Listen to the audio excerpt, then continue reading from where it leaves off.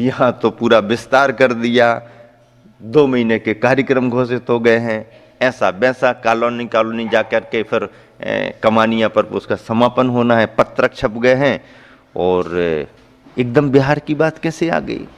तो आचार्य श्री को पुनः संकेत कराया जिसके माध्यम से कि भाई पूछो। आचार्य श्री पहले से तो कोई संकेत था नहीं, हम लोगों ने ऐसा ऐसा यहाँ पर सुनिश्चित कर लिया है, अब यहाँ भी समाज का कार्यक्रम है।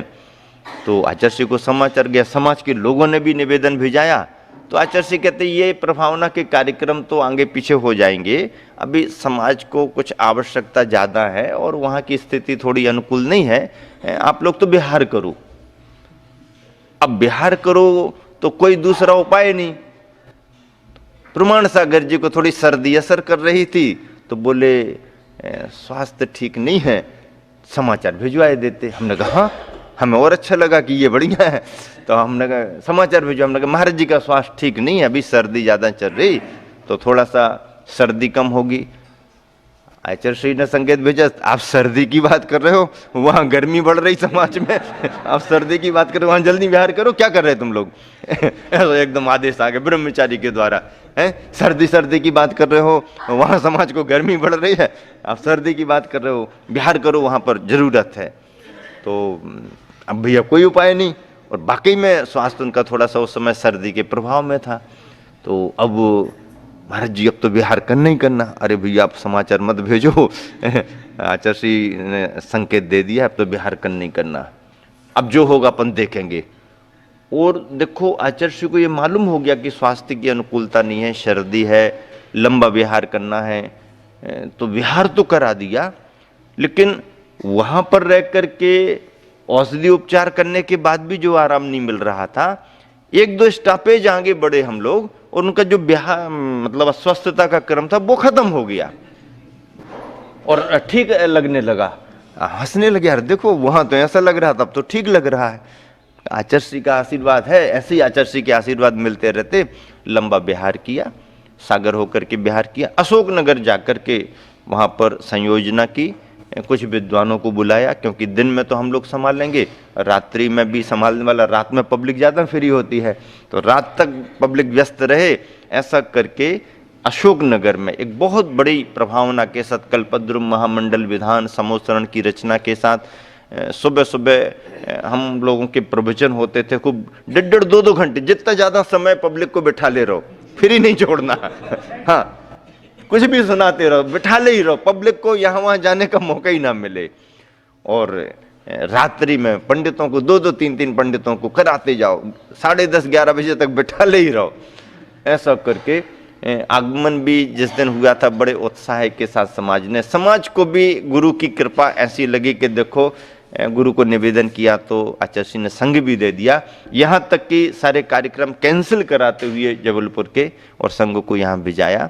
बड़ी प्रभावना के साथ कार्यक्रम संपन्न हुए।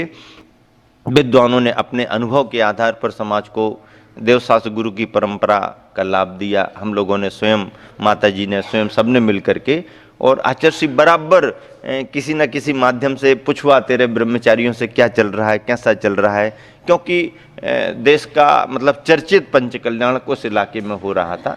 और फिर उनकी टीम, सभी लोग अपनी तैयारी से आते हैं, लेकिन यहाँ भी कोई चिंता की तो बात ही नहीं, कोई कितनी भी तैयारी करे, लेकिन आचार्य श्री की कृपा ऐसी रही कि वहाँ पर भी अपने रास्ते निकलते हैं और बिना किसी असद्भाव के, बिना किसी विरोधाभास के, आपको जो करना आप अपनी स्वतंत्रता से करिएगा। समाज जो लाभ लेना चाहती है संघ का, समाज के लिए संघ लाभ देगा, और बिना किसी टीका टिप्पणी और विरोधाभास के बहुत अच्छे रूप में परिणाम ये निकला कि इलाके में ये चर्चा रही कि यहाँ का विधान पंचकल्याणक जैसा रहा और वहाँ का पंचकल्याणक विधान जैसा हो गया। और लोगों ने ये आनंद और ज़्यादा लिया कि आकर के वहाँ रुके तो भोजन पानी वहीं किया, लेकिन प्रवचन नहीं आते रहे।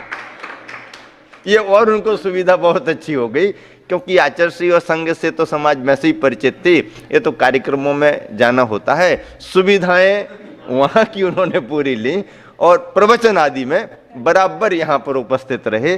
तभी लोगों को कहने में आया कि भैया ये विधान था लेकिन पंचकल्याणक जैसा हो गया, और वो पंचकल्याणक था जो विधान जैसा रह गया। पहली बार उन विद्वानों को ये महसूस हुआ, अनुभव हुआ कि यदि गुरुवर आशीर्वाद समाज को दे दें और संग भेजा दें तो वर्षों की संयोजना भी किस तरह से कमजोर साबित हो जाती है। वो इस बात को स्वीकार करके अशोकनगर से विद्वान गए। बड़ी धर्म प्रभावना हुई, एक तरह से समाज का संकट जैसा टला। तत्पश्चात हम लोग विहार करते हुए सागर आए, महावीर जयंती संपन्न करा के मोराजी में एक छोटे रूप में पंचकल्याणक था, वेदियां कुछ बनी थी, उनको संपन्न कराया। भाग्योदय के परिसर में एक छोटा चैत्यालय स्थापित करने का भाव समाज का बना। आचार्य से आशीर्वाद लिया तो एक मंदिर से विशेष प्रतिमा, पुरानी प्रतिमा चंद्रप्रभु भगवान की मंदिर से ले जाकर के हम लोगों ने वहाँ पर छोटा वेदी प्रतिष्ठा का कार्य संपन्न कराया, ताकि आने जाने वालों को प्रतिमा जी के दर्शनों का लाभ मिलता रहे। ऐसा करके ये सभी हुआ।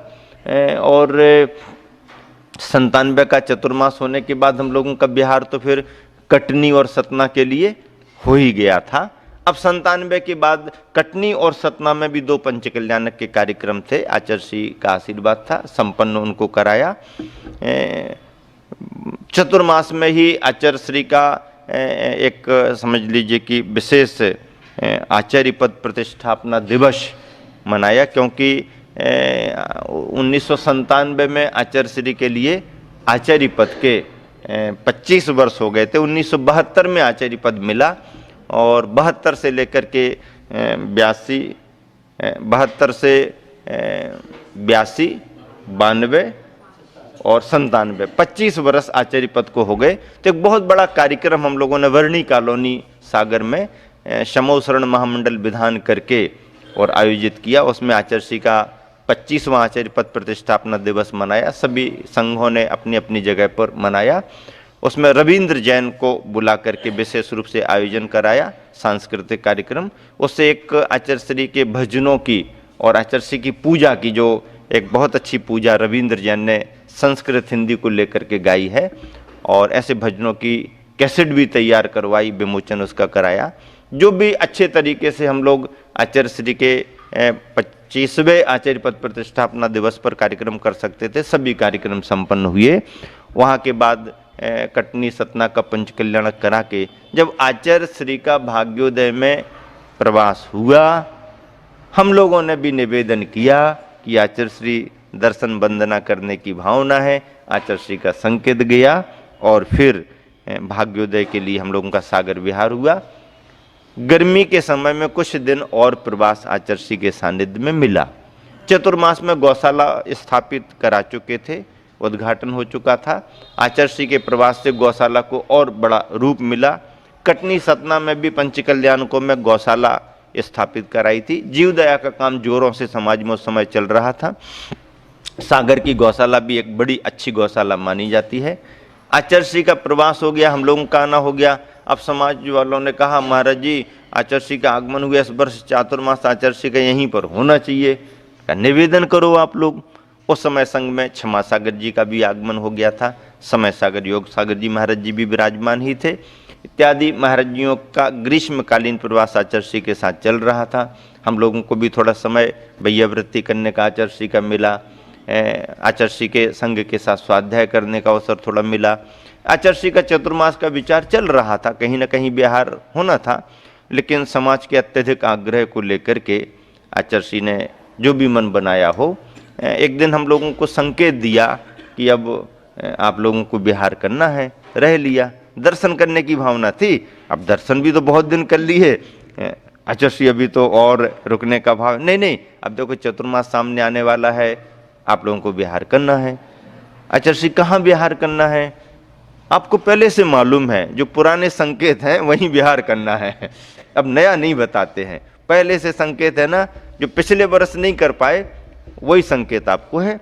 पिछले वर्ष कहीं और भेजना था, लेकिन उस तरफ जाना नहीं हो पाया था, तो वो पिछले वर्ष का संकेत आपको याद है, वहीं जाना है। तो आचार्य श्री वो कौन सा स्थान है? नहीं वो बताएंगे नहीं, वो नाम आपको मालूम है नाम आपको मालूम है। तो आचार्य श्री फिर बिहार तो कर लेंगे, आप का आदेश होगा तो, लेकिन अभी कुछ दिन और रहना चाहते हैं। समय पर पहुंचना अच्छा रहता है, रहता तो है, समय पर पहुंच जाएंगे, समय पर पहुंच जाएंगे तो फिर कुछ दिन तो और रह सकते ना। अब वो आप देख लो, मन में ये लोभ भाव आ रहा था कि इतने दिन आचर्षी के साथ रहे, सामने सामने आचर्षी का दीक्षा दिवस आ रहा है और उसके पहले विहार करें तो जमेगा नहीं। आचर्षी का दीक्षा दिवस मनाने के लिए मिले तो अच्छा रहेगा, समाज परिचित है, संघ पूरा है, इतना अच्छा अवसर आचर्षी का दीक्षा दिवस का है। ऐसा करके आचर्षी विहार तो कर लेंगे, लेकिन दीक्षा दिवस आ रहा है सामने, भाव है ऐसा, यही तो तुम लोग करते हो, ये कार्यक्रम वो कार्यक्रम। क्या कार्यक्रम करना, ये कार्यक्रम होते हैं क्या है? संघों के विहार होते हैं, चतुर्मास होते हैं, समय का ध्यान रख के काम करना पड़ता है। आप लोग ऐसा बच्चों जैसा करते हो, ऐसा अच्छा बच्चों जैसा करते हो, समझ में नहीं आता, थोड़ा वैसा दिखाया कि डर जाए। तो डरना स्वाभाविक भी है, डर भी लगा कि भाई आचर्षी का आदेश होगा तो विहार होना ही होना है। फिर भी आचर्षी विहार तो कर लेंगे, लेकिन थोड़ा सा भाव है, हाँ आप देख लो, ऐसा सब लोग करेंगे तो फिर कैसी व्यवस्थाएं बनेंगी। ऐसा करके ठीक है आचर्षी, आचर्षी ठीक है। अब आचर्षी समझ गए ये लोग और रुकेंगे। अब क्षमा सागर जी हम लोगों ने मिल करके रूपरेखा तैयार कर ली, सभी महाराज जियों ने की आचर्षी का दीक्षा दिवस अच्छे रूप में मनाना। कमेटी भी आ गई, आचर्षी का दीक्षा दिवस मनाना, तैयारियां शुरू हो गई। भाग्योदय में ही बड़े पंडाल में कार्यक्रम करना। अब आचर्षी को कौन निवेदन करे, अब एक ही दिन बचा। अब कार्यक्रम उन्होंने अंदर अंदर तो कर ले, जब तक आचर्षी को बताएंगे नहीं तो फाइनल कैसे मानेंगे। और अपन घोषित कर दें और आचर्षी यदि नहीं आए तो मामला बिगड़ जाएगा, तो डर भी था। अब वो निवेदन किया तो आचर्षी बोले देखो आप लोगों ने कार्यक्रम बनाया है तो आपका कार्यक्रम है, मेरी उपस्थिति जरूरी नहीं।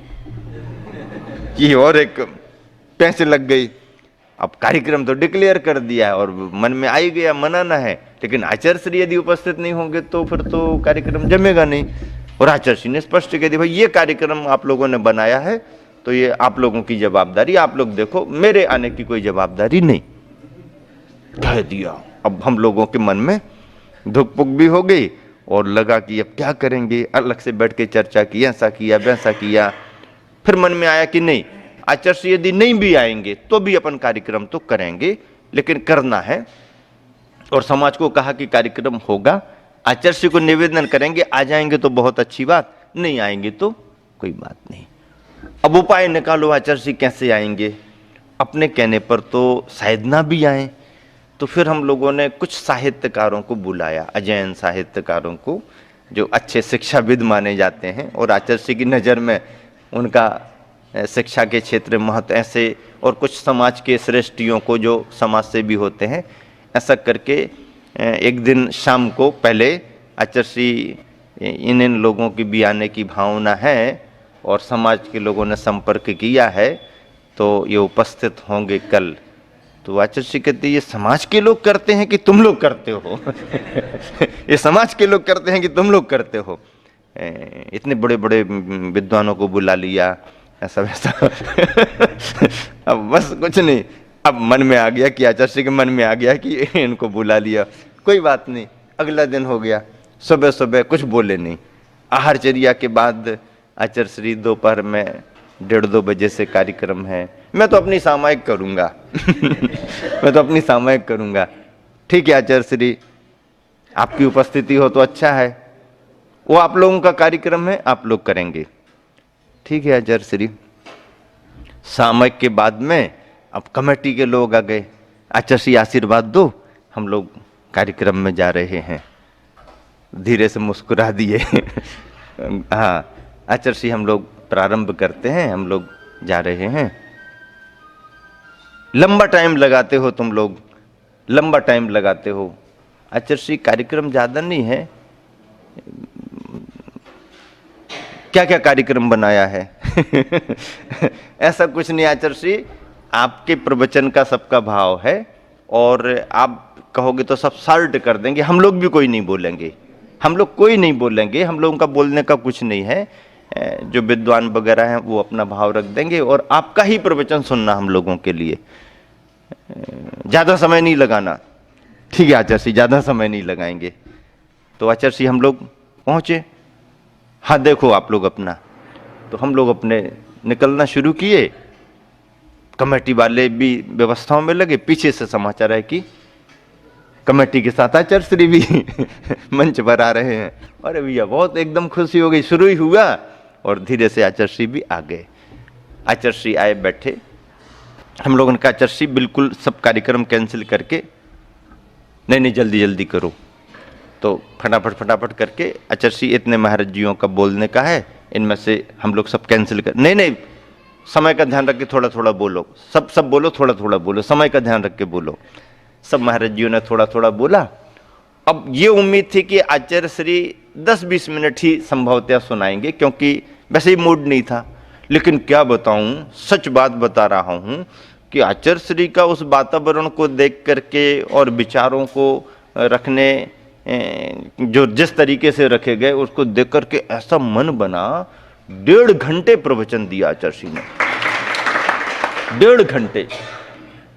और क्या समाज, क्या संघ, क्या त्यागी वृत्ति, ऐसे ऐसे प्रसंग, ऐसे ऐसे संस्मरण सुना करके आज भी अविस्मरणीय बना हुआ है भाग्योदय का वो आचार्य श्री का प्रवचन, जिसमें किसी को भी नहीं छोड़ा आचार्य श्री ने।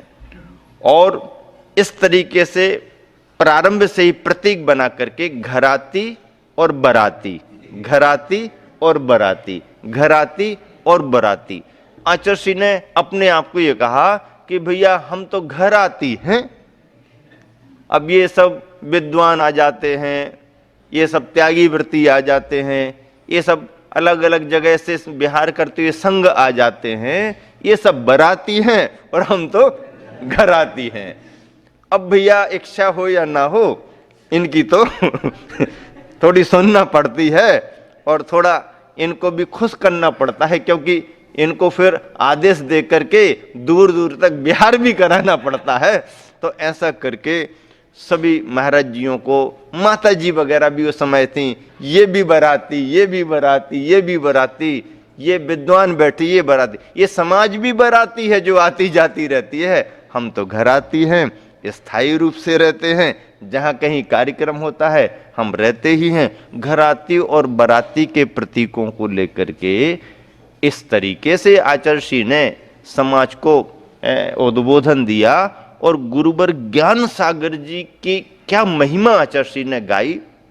हम सब ने तो गुरुवर गुरुवर कहा, और गुरुवर अपना तो कुछ बताया ही नहीं, जो कुछ भी है गुरुवर गुरुवर ज्ञान सागर, इतने अच्छे तरीके से अनुभव के आधार पर आचार्य श्री ने प्रस्तुति की कि जहां आचार्य श्री का मन नहीं बन रहा था, निश्चित तौर पर वो मना ही कर रहे थे, उनकी उपस्थिति होगी ही नहीं, ये हम लोगों को अंदाज लग गया।